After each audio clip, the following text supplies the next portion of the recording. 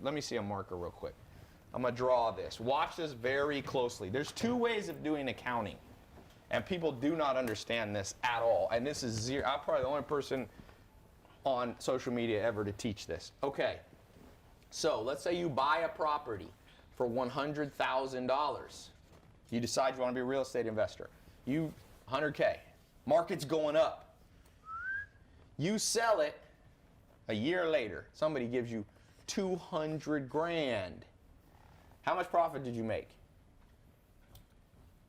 Anybody here? What do we got? 2x. Jacob says you made 100K. He's only right in one form of accounting. Another form of accounting, you've made no money yet. You can't know. It's called inventory accounting. If you own Whole Foods, you sell $100,000 worth of lettuce, and you paid $1 for it. Well, you have to buy back more lettuce to stock up the Whole Foods counter. You can't just say, oh, we're out of the lettuce game. Sorry. So remember, it's let's say it takes you a year to find another property. You want to be back in the game. You just want to own a 4-bedroom home to lease out. But now it's 300. You only have 200. You can't buy. Mm-hmm. There's no so in an expansionary market, people actually think, this is called tax accounting right here. The IRS loves this accounting way, but the IRS don't care about you.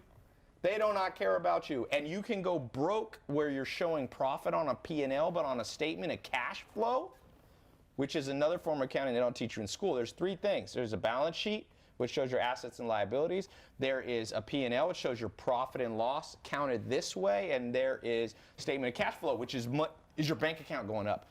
Your bank account went up. Ooh, I got 200 grand in it. Let me go buy another house so I can stay in the real estate business. Wait a sec, they're all 300 grand. Now, why is a recession okay? Now, by the way, there is a strategy to make money this way. But let's say it goes down and everything CNN and Fox News talks about happened. So let's say you started at the top and then it goes down and everyone would tell you life's horrible. So you bought a 300 grand house. A year later, because of the market, you sell it for 200. Most people will tell you lost 100 grand. But what if you wait another month or two and it's crashing and now you rebuy in for 100 grand? You have 200 grand. Mm-hmm. So now in this scenario, you have 100,000 in your bank account. Here you have negative 100,000. So it goes in a cycle, and what they don't teach you in school is how to make money on all of these. And I don't have time to show everybody here all of this, but inventory type accounting, as long as you want to be in the game of real estate, allows you to make money right here. In fact, I'd love if real estate crashed right now, even though I bought millions of dollars worth of real estate this year. Oh, if it all went down in half, that's my hope. I don't want anyone to get hurt. But a lot of the people I buy real estate from, the real estate's gone up so much, they'll still make money. So I don't love this. You know what this is called? Listening to the news app. If you get all your financial information from journalists at CNN, ABC, MSNBC, Fox, all of them, the Republican ones and the Democrat, how much do you think they know about money? You think they know about money? They got a college degree. They don't even learn this. This is the law of the jungle, baby. This is street smarts right here. This is what they teach you in the School of Hard Knocks. They don't teach this. People come out, they get their little degrees, they write articles. Oh, life is all bad in the recession. You know where it is bad to have a recessionary period? Is when you have a job, a 9-to-5 job. Woe to all of you who have a 9-to-5 job in 2008, in 2001, in the 1930s, in 81. There was a big crash, I think, in 1890s or before 1880s. There was a big crash. It didn't hurt the farmers. You think in 1930? I just read a book by Helen and Scott Nearing. They had a farm in Vermont. They left New York City. They wanted to be like Thoreau. They lived off the land. You think they got hurt in 1930? No, they weren't. He said, "I don't want to be a wage earner." He said, but he still worked. They sold maple syrup. He had bread money.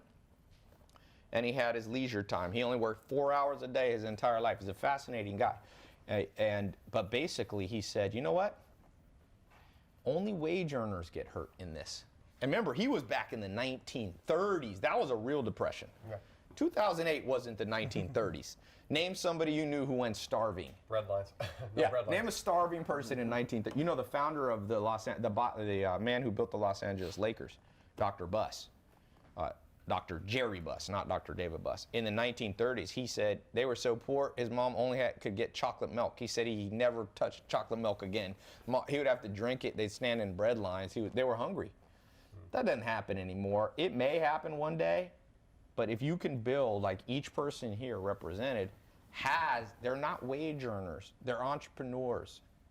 And even if you stay part wage earner, if you understand how to make money in all environments, you become impervious to everything. And that's what, there's a guy, Nassim Taleb, he talks about how to be resilient. He calls it the black swan. He's written multiple books on this. And each of you, the reason we're sharing so much stuff is so you can be resilient, you know?